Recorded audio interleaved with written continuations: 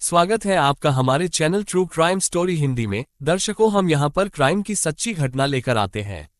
आप पहली बार हमारे चैनल पर आए हैं तो कृपया चैनल को सब्सक्राइब जरूर करें। आइए शुरू करते हैं आज की सच्ची घटना। मुंबई से सटे जिला थाने की तहसील अंबरनाथ के गांव नेवाली आकृति चाल में रहने वाले कुछ लोग सुबह काम के लिए निकले तो गांव से कुछ दूरी पर घनी झाड़ियों के बीच उन्हें प्लास्टिक का एक सुंदर और बड़ा सा कैरी बैग पड़ा दिखाई दिया।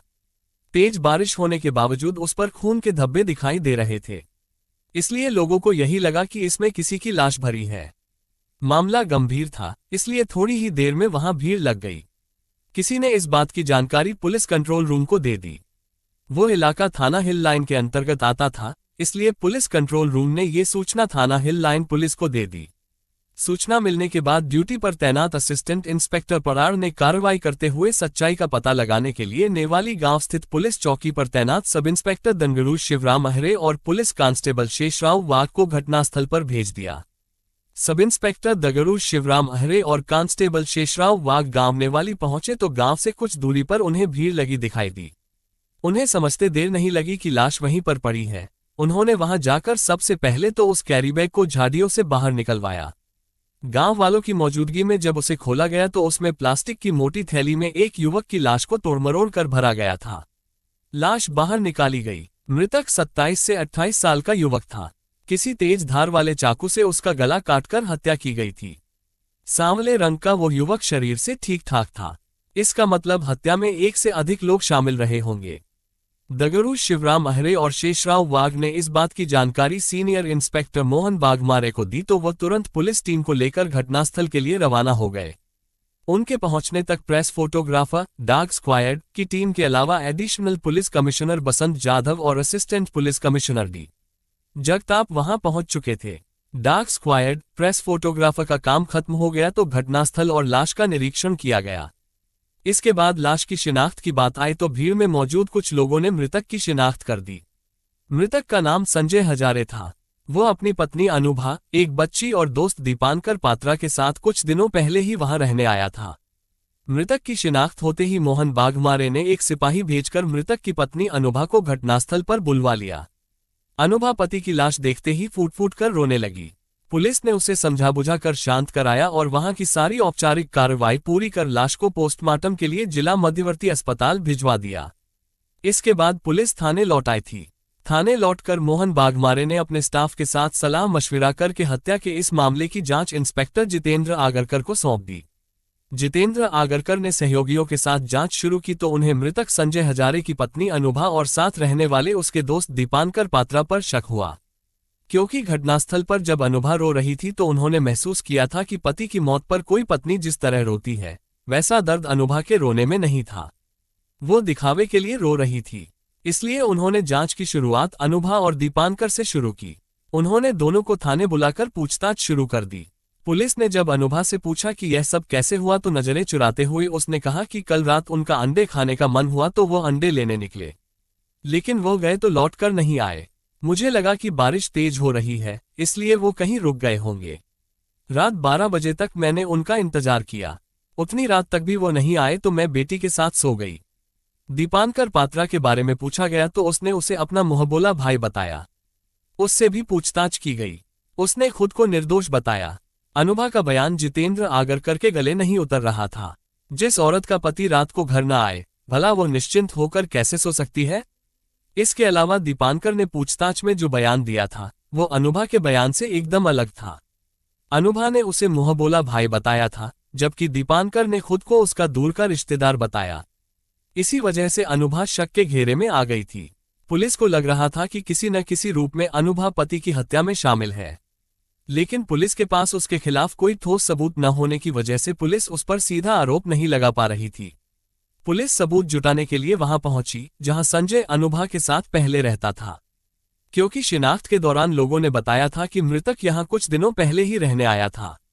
अनुभा और दीपांकर ने पूछताछ में बताया था कि यहां आने से पहले वे अंधेरी के गौतमनगर में रहते थे।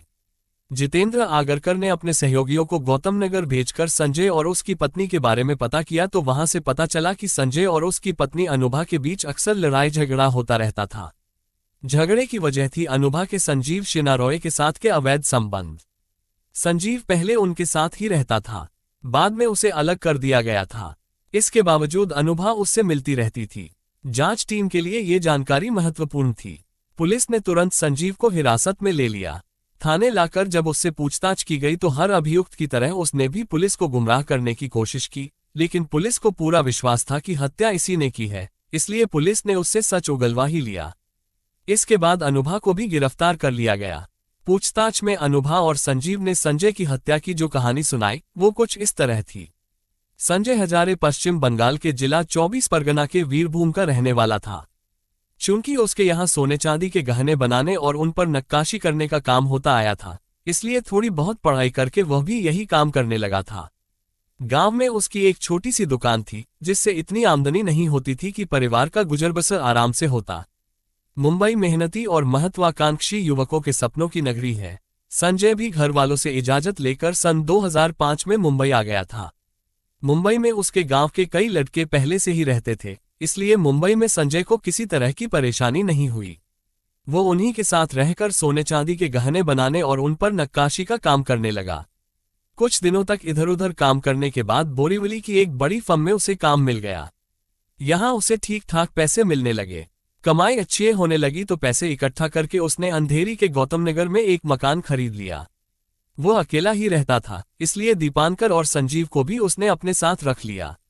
संजीव उसी के गांव का रहने वाला था, जबकि दीपांकर पात्रा दूसरे गांव का रहने वाला था। बाद में दीपांकर ने ही उसकी शादी अपनी दूर की रिश्तेदार अनुभा से करा दी। वो उसका रिश्तेदार हो गया। ये सन 2001 की बात है। चूंकि संजय के पास अपना मकान था, इसलिए शादी के बाद वो पत्नी अनुभा को मुंबई ले आया। उसके मकान में 2 कमरे थे, इसलिए अनुभा के आने के बाद भी उसके दोनों दोस्त भी उसी के साथ रहते रहे। साल भर बाद अनुभा ने एक बेटी को जन्म दिया। सभी उस बच्ची को खूब प्यार करते थे। उनके लिए वो खिलौने की तरह थी, इसलिए वे उसे खूब खिलाया करते थे। कहा जाता है कि आदमी की नीयत कब बदल जाए कहा नहीं जा सकता है। ऐसा ही संजीव के साथ हुआ। इसकी नीयत अनुभा पर बिगड़ने लगी। उसकी नीयत खराब हुई तो वो उसके नजदीक जाने की कोशिश करने लगा। देखने में भले ही सब कुछ पहले की तरह ठीक ठाक लग रहा था, लेकिन ऐसा था नहीं। अब अनुभा को देखते ही संजीव का मन मचल उठता था। उसे संजय से ईर्ष्या होने लगी थी। जल्दी ही अनुभा को भी संजीव के दिल की बात का आभास हो गया। संजीव उसके ज्यादा से ज्यादा नजदीक आने की कोशिश में लगा था। सभी सुबह काम पर जाते तो शाम को ही आते। सब साथ साथ खाना खाते, हंसी मजाक करते और फिर सो जाते। 2 कमरे के उस मकान में एक कमरे में संजय अपनी पत्नी के साथ सोता था तो दूसरे कमरे में दीपांकर और संजीव। संजीव संजय और अनुभा की बातें तथा हंसी ठिठोली सुनता तो उसके सीने पर सांप लौटने लगता। उसे संजय से जलन होने लगती। वो सोचता कि काश संजय की जगह अनुभा उसकी बाहों में होती। आखिर संजीव का ये सपना पूरा हो ही गया।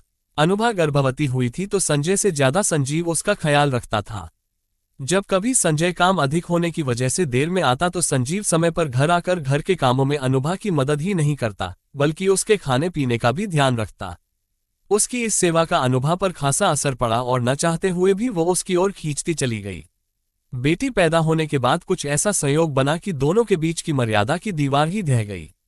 पहली बार मर्यादा की दीवार टूटी थी तो दोनों को अपने किए पर पछतावा हुआ था।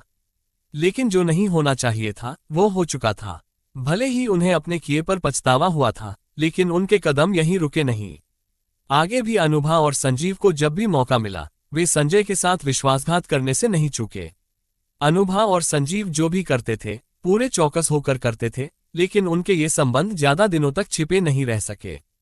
संजय को पत्नी और संजीव के संबंधों के बारे में पता चल ही गया। काम पर तो तीनों साथ साथ जाते थे, लेकिन कोई न कोई बहाना करके संजीव बीच में आ जाता था। अनुभा के साथ मौजमस्ती करके वो फिर काम पर पहुंच जाता। ऐसे में पड़ोसियों को शक हुआ तो उन्होंने यह बात संजय को बताई। संजय को उनकी बात पर विश्वास नहीं हुआ, क्योंकि उसे अपने दोस्तों और पत्नी पर पूरा भरोसा था। अनुभा और संजीव संजय के इसी विश्वास का फायदा 3 सालों तक उठाते रहे। आखिर एक दिन जब उसने अपनी आंखों से दोनों को एक दूसरे की बाहों में देख लिया तो उसे अनुभा और संजीव की इस बेवफाई से गहरा आघात लगा। उसने संजीव को खूब खरी खोटी सुनाई और उसी समय घर से निकाल दिया। पत्नी को भी उसने खूब धिक्कारा। संजीव ने संजय का घर भले छोड़ दिया, लेकिन अनुभा को नहीं छोड़ा। अनुभा से अपने संबंध रखे रहा। मौका मिलते ही वो अनुभा के पास आ जाता और इच्छा पूरी करके चला जाता। इसमें अनुभा भी उसकी मदद करती थी। इस बात को लेकर संजय और अनुभा के बीच अक्सर लड़ाई झगड़ा होता रहता था। बात बढ़ जाती तो संजय अनुभा की पिटाई भी कर देता था, लेकिन मारने पीटने और समझाने का अनुभा पर कोई असर नहीं हुआ। तब संजय ने अनुभा को संजीव से अलग करने का दूसरा उपाय सोचा। परिचितों की मदद से उसने अपना गौतम नगर वाला मकान बेच दिया और अंबरनाथ तहसील के नेवाली गांव की आकृति चाल में एक अच्छा सा मकान खरीद लिया।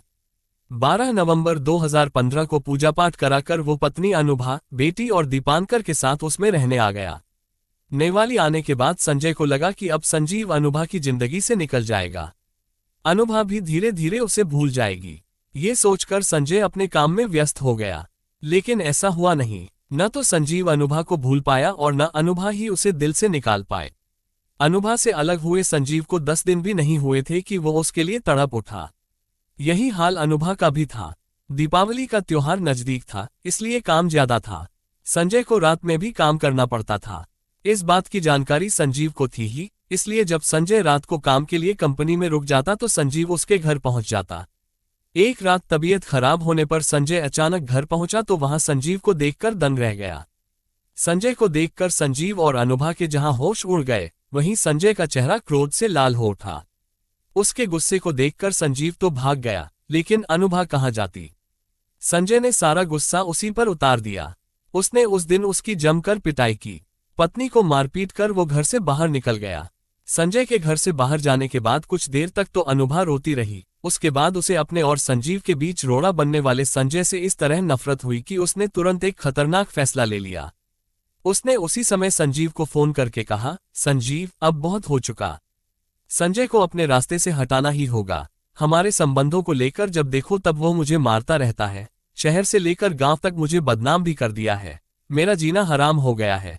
उसने मुझे कहीं का नहीं छोड़ा है। लोग मुझ पर थूक रहे हैं, इसलिए मैं चाहती हूं इस किस्से को ही खत्म कर दिए जाए। अनुभा की बात सुनकर संजीव का दिमाग घूम गया।